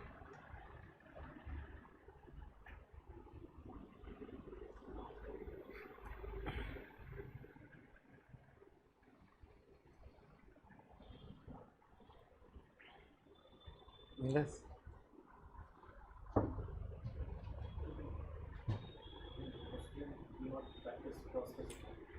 They don't practice this, these don't practice that. Yes.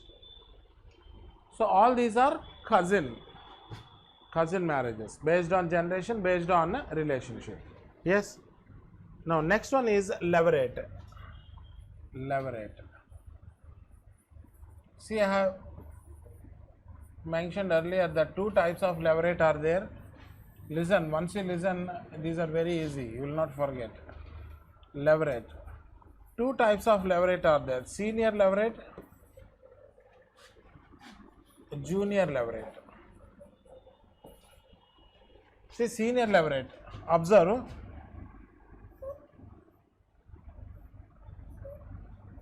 These two are a couple. Yes. After the death of the husband, she is marrying one of the elder brother of the dead husband. That is known as senior levirate. So based on this, can you guess junior levirate? What? After the death of the husband, she is marrying one of the younger brothers of the dead husband. That is known as junior levirate. These type of marriages are generally practiced in Nuers of Sudan, Banjara, Savara, Nayaks. Please take down.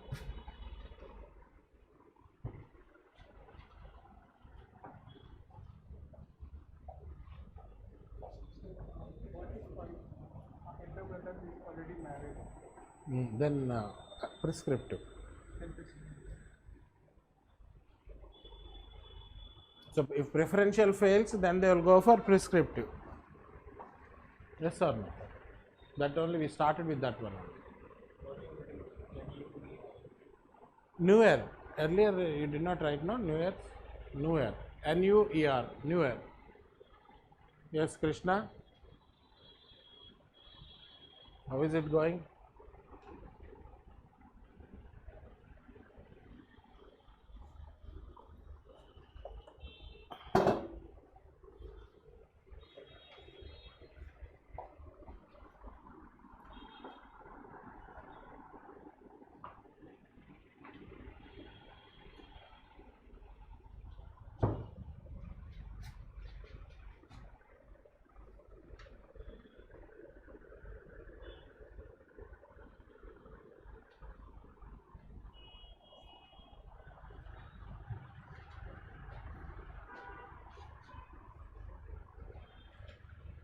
So here please write below.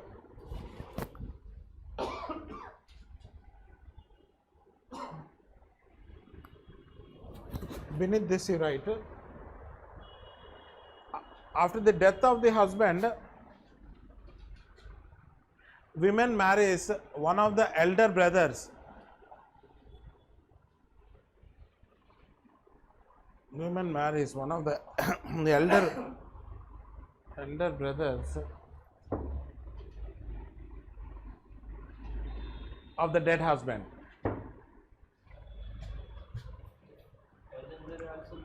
Preferential. If preferential fails, prescriptive. In the beginning only I told you, isn't it? Next.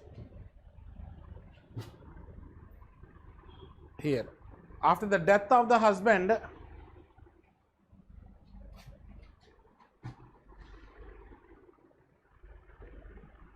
the women marries one of the younger brothers of dead husband.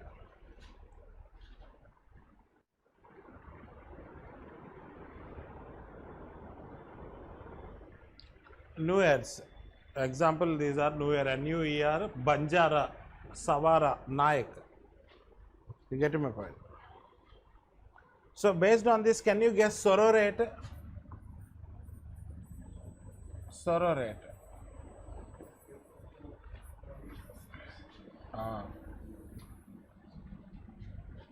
So senior sorrow rate you have, junior sorrow rate. So yesterday polygyny, some examples you have written, no? Sororal polygyny, same community, Holia, Madara. Now, what is senior? After death of the wife, he is marrying one of the elder sisters of the dead wife. Here,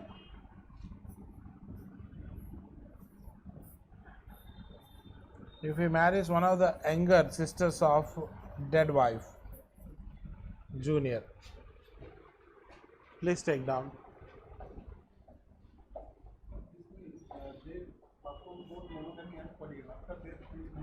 No, there will be like so many practices in a particular group.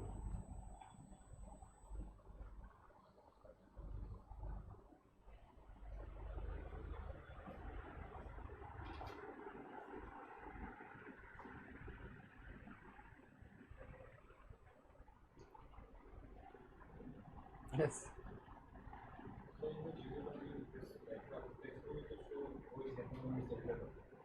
For standardization, I am taking left as elder and right as younger. But in genealogy, there is nothing like that. For standardization, I am doing like this. Yes.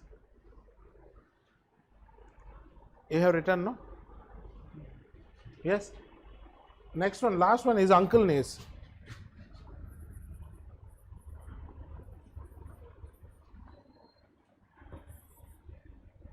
So practiced in South India, South Indian communities.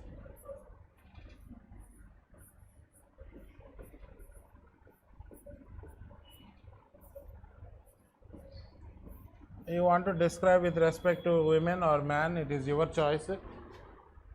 With respect to women, a woman marrying maternal uncle.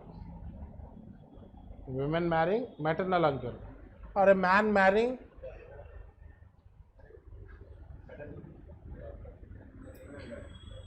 a man marrying sister's daughter. A man marrying sister's daughter, or women marrying maternal uncle or mother's brother. You get my point? First, in hypergamy, hypogamy, women we have kept constant.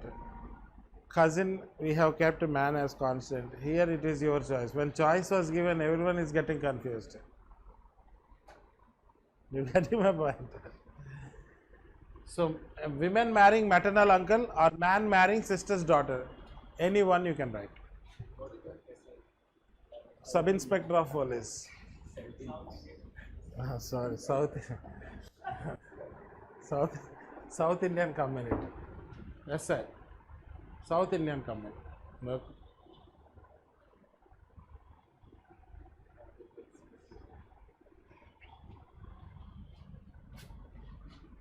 Yeah.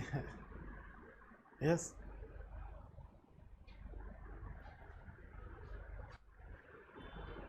So these are different laws, rules, and regulations. See, in many books, if you see the syllabus, and some material or some teachers, they are writing types of marriages based on number of spouses. Earlier, yesterday's one, based on laws, this one.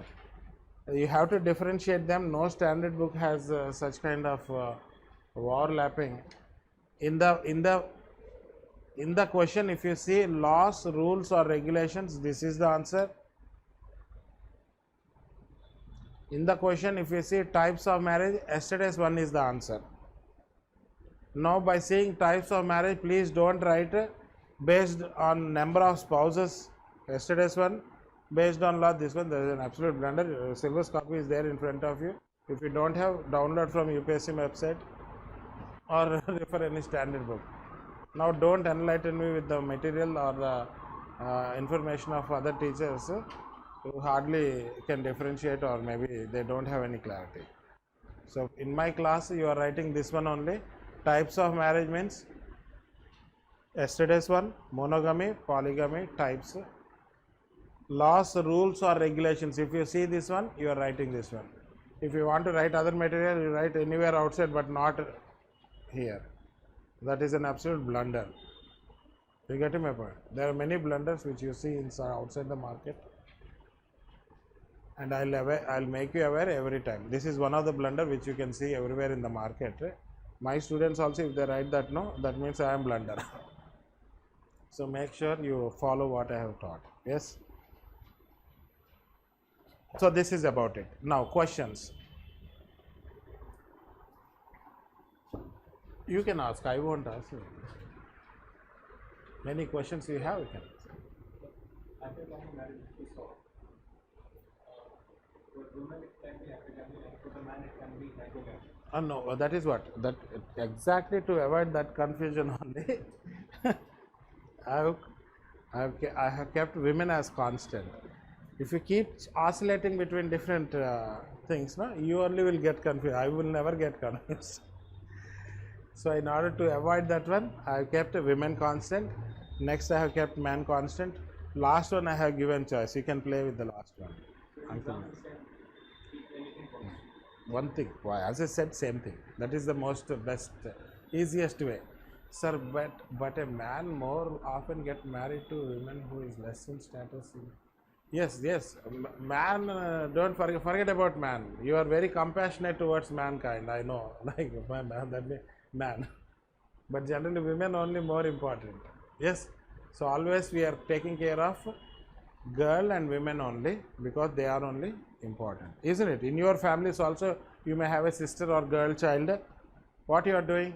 You will never give to someone who is lower than your family in either socially, economically, or politically. If they are there, then the job should be a wonderful job.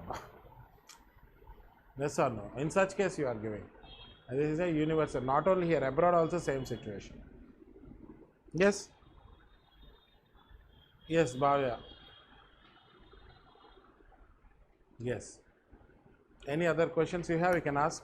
Otherwise, I'll see you all on Monday. Yes? Any holiday is there or what? Monday. Everyone is seeing it doubtfully. Yes, online students, why is hypogamy not part of prescriptive? It's prescriptive only. You rightly pointed, hypogamy is prescriptive, but hypergamy and hypogamy goes together. That is why we have said. I told you at that time, no? Umaima, yes. Rightly pointed, I told that one, yes.